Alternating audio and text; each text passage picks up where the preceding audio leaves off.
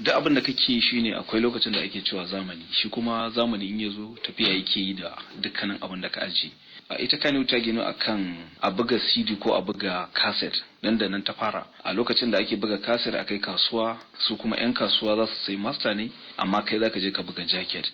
Za su sai adadin jacket a gurinka ta nan ake mai da kuɗi. Har aka zo a koma CD, har aka zo kan koma DVD, amma da yake technology yana ƙara zuwa, mutane sun koma kallon fim yanzu ta hanyar wayoyin hannunsu da kuma sabon technology da ya zo da kai tsaye za ka kalli fim ko daga ina kake. To wannan abin ya durkusa da kasuwar mu, ya zama dogaran da aka yi da CD DVD ba da abin da ake so ba. Ko da ka bugo, inda kana bugo kwafi 100 yanzu bai fi ka buga kwafi 5,000 ba. 5,000 din ma ba zai kare ba, saboda ba kowa ne ke abin nan ba. In ma ka buga ka shiga, mutum ɗaya in ya siya dan downloading zai iya zuwa ya tura wa mutum 100. So yanzu irin fina-finai da kuke nuna a sinima za a iya cewa ba riba kenan? Wani zai iya samun riba, wani kuma gaskiya ba daidai, saboda ya danganta da budget ɗinka. Idan fim kai wanda yake budget ɗinsa ya kai inda ya kamata ya kai, kuma an kashe kuɗaɗen da ya kamata, ba za ka iya samun kuɗi a iya wannan sinima da za a baka sati 2 ba. Kuma sannan babu a sauran garuruwa. Ya kamata a ce a arewacin Najeriya ko ina akwai sinima ko da guda ɗaya ce. So kana nufin a kaf arewacin Najeriya a sinima ɗaya kawai kuke nuna fina-finan? A sinima ɗaya ne, dalili shine sauran garuruwa babu wannan sinima ɗin wadda ita ta zamani, wadda zaka same ta da screen guda 6 kuma da AC da komai, kuma za a fara nuna da karfe 10 har zuwa 10 dare. At least ka samu show guda 4 a rana. Da wannan guda ɗayan aka dogara, kuma da ita ake. Ana ɗora fina-finai a YouTube. Za ka ga waɗansu kuɗi ma suke samu ta hanyar ɗora fina-finai a YouTube. Ko ba ku fara cin gajiyar wannan abin ba ne? Ba zai baka kuɗin da kake magana ba. Tunda wani channel ɗin ma naka ba a yi monetization, baka samu monetization ba ma a biya ka ko sisi ba. An ji sun ma yadda da channel ɗinka, ha sun baka dama za ka iya ɗora talla da za ka iya samun kuɗi da shi. So me za ka ɗora wanda zai samu 'yan kallon da dama, saboda yawan kallon ka yawan samun kuɗin ka.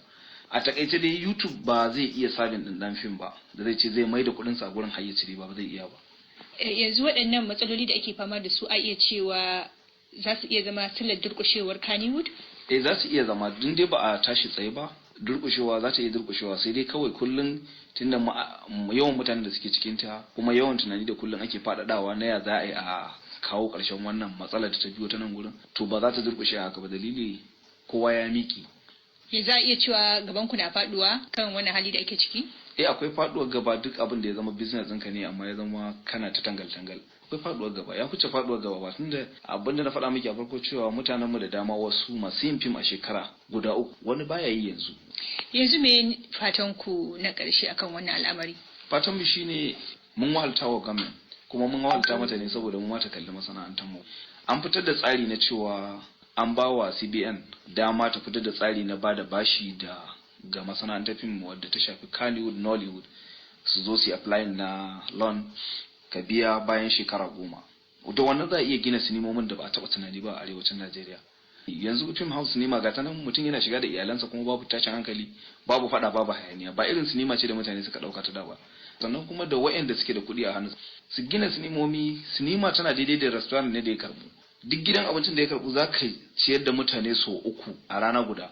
To sinima ta fi shi, saboda sinima sai ta ba kuɗi so 4 a rana.